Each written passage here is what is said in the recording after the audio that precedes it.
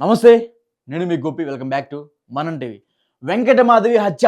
ఈ హత్య కేసు 2 తెలుగు రాష్ట్రాల్లో ఇప్పుడు సంచలనంగా మారిపోయింది. పోలీసులు కూడా పెద్ద తలనొప్పిగా మారిపోయింది. నిన్నటి వరకు కాకుండా ఇప్పటి వరకు కూడా జస్ట్ ఒక అరగంట క్రితం వరకు కూడా అందరూ వెంకటమాధవిని ముక్కలు ముక్కలుగా కోసి కుక్కర్‌లో ఉడకబెట్టారు అన్నట్టుగా పెద్ద ఎత్తున వార్తలు వచ్చాయి. కానీ ఇప్పుడే పోలీసులు తెలిపిన అనఫిషియల్ ఇన్ఫర్మేషన్ ఏందంటే కుక్కర్‌లో కాదు ఉడకబెట్టింది, బకెట్‌లో ఉడకబెట్టాడని పెద్ద ఎత్తున వార్తలు వస్తున్నాయి. పోలీసుల దగ్గర నుంచి అనఫిషియల్‌గా ఇన్ఫర్మేషన్ అయితే రావడం జరిగింది. సో ఉడకబెట్టింది కుక్కర్‌లో కాదు.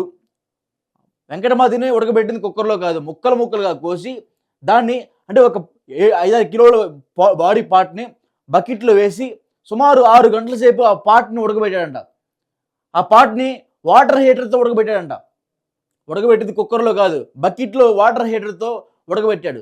ఆ బాడీ మొత్తాన్ని సుమారు 55 కిలోలున్న ఆ వెంకటమాధవి బాడీని 2 రోజుల పాటు అంటే మరిగిచ్చి ఉడకబెట్టి దాన్ని ఎండబెట్టి ముక్కలుగా చిన్న పార్టికల్స్‌గా చేసి ఉడకబెట్టి దాన్ని మళ్ళీ రోట్లో దంచి ముక్కలుగా చేసిన తర్వాత చిన్న పార్టికల్స్ మొత్తాన్ని దగ్గరలో ఉన్న ఆ చెరువులో కలిపారని మొన్న చెప్పారు. కానీ కలిపింది జిల్లేడు చెరువులో కాదంట. చందనం చెరువులో కాదంట. కలిపింది వేరే చెరువులో కలిపారంట. పోలీసుల్ని తప్పుదోవ పట్టించేందుకు ఆ చెరువులో కలిపా. పోలీసులు తప్పుదోవ పట్టించేందుకు ఇంట్లో ఉన్న లెట్రిన్‌లో కలిపాయని అబద్ధాలు చెప్పాడు ఈ గురుమూర్తి. కానీ కలిపింది ఏందంటే పక్కన వేరే చెరువు. చందనం చెరువు కాకుండా ఏదో ప్రియా హిల్స్ చెరువు అనే ఒక చెరువులో అయితే ఆ వెంకటమాధవి బాడీ పార్టికల్స్‌ని కలపడం జరిగింది. పోలీసులకి గురుమూర్తి సవాల్ విసురుతున్నాడు. ఏమని? అవును నేను చంపా. మీ దగ్గర ఆధారాలున్నాయా? నేను చంపా. మీ దగ్గర ఆధారాలున్నాయా? ఆధారం ఉంటే నిరూపించండి అని పోలీసులకి గురుమూర్తి సవాల్ విసురుతున్నాడు. పోలీసులు కూడా ఆ సవాల్‌ని తీసుకొని నిన్నటి నుంచి సీన్ రీకన్‌స్ట్రక్షన్ చేస్తూ ఈ రోజుకి ఇప్పటికి 2 సార్లు సీన్ రీకన్‌స్ట్రక్షన్ చేస్తూ ఇది కుక్కరు. నేనెళ్ళినప్పుడు ఆ ఇంట్లో ఒక బకెట్ ఉంది. ఆ బకెట్‌లో చెత్త, చెమారం అన్నీ ఉన్నాయి. సో, తిన్న బిర్యానీ ప్యాకెట్లు, తాగిన మందు బాటిల్లు మొత్తం కూడా ఆ బకెట్‌లోనే ఉన్నాయి.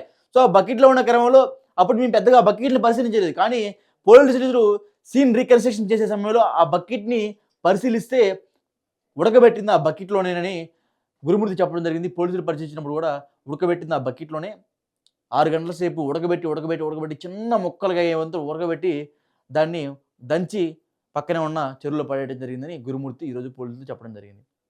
అప్పటికి కూడా పోలీసులు దాన్ని 2 సార్లు సీన్ రీకన్‌స్ట్రక్షన్ చేశారు. గురుమూర్తి చెప్పేది అబద్ధం అని. సో, ఎట్టకేలకైతే గురుమూర్తి చెప్పింది కొంచెం వరకు నిజం ఉంది.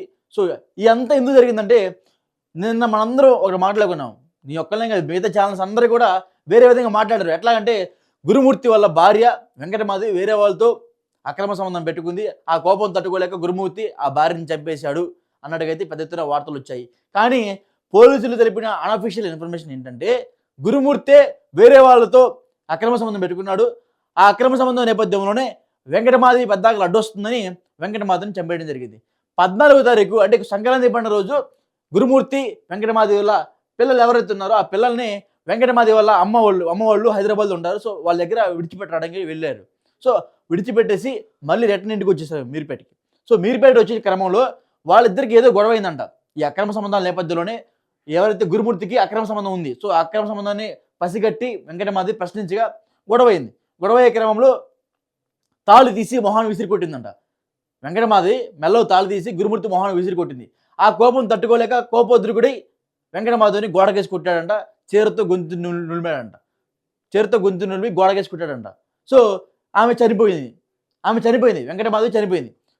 చనిపోగానే ముందు ఇప్పుడు మనం బాడీని మాయం చేయాలి.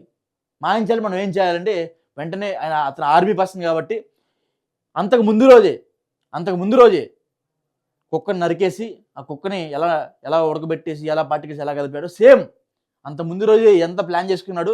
సో, అలాగనే భార్యని కూడా ఆ శవం మాయించాలి కాబట్టి యూట్యూబ్‌లో వీడియోలు చూసి ఆ శవాన్ని మాయం చేసే ప్రక్రియే ఈ బకెట్‌లో పార్ట్లుగా చేసేసి చెరువులో కలిపిన వైనం. తల మన అమ్మాయి వెంకటమాధవి తల ఏదైతుందో ఆ తల మొత్తాన్ని గ్యాస్ పొయ్యి మీద అట్లా పెట్టేసి 6 గంటల సేపు ఉడికిచ్చారంట తలని గ్యాస్ పొయ్యి మీద.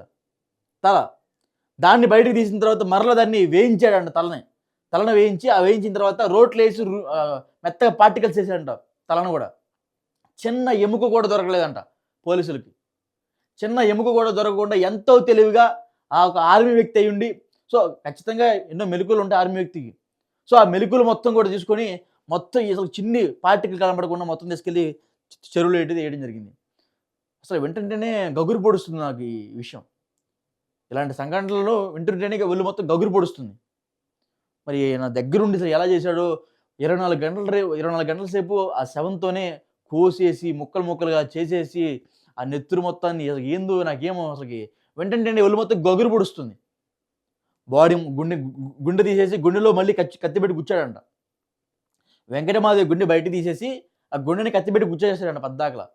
ఎంత కక్ష ఎంత పగుంటే వెంకటమాధవి పైన అలా చేశాడు. ఇంకా పోలీసుల దగ్గరికి ఏమీ తెలియనట్టుగా వాళ్ళ అత్తంపటెళ్ళి నీ కూతురు కనబడట్లేదు అత్త, పోలీస్ స్టేషన్ వెళ్ళి కంప్లైంట్ ఇద్దామని అత్తని తీసుకెళ్ళాడంట పోలీస్ స్టేషన్‌కి.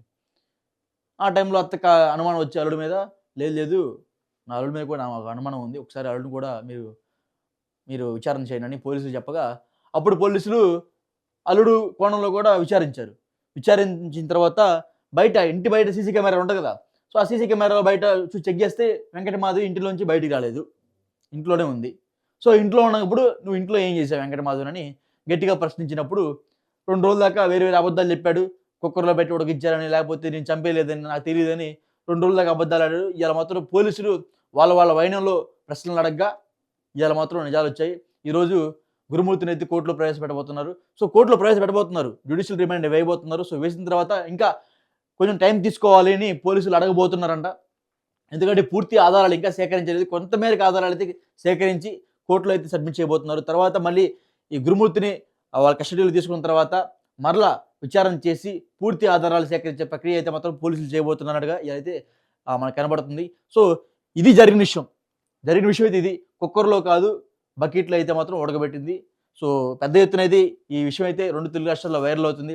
సో, ఇలాంటి వ్యక్తికి, ఇలాంటి క్రూరుడికి, ఇలాంటి మృగానికి ఎటువంటి శిక్ష పడాలో మీరు కింద కామెంట్ చేయండి.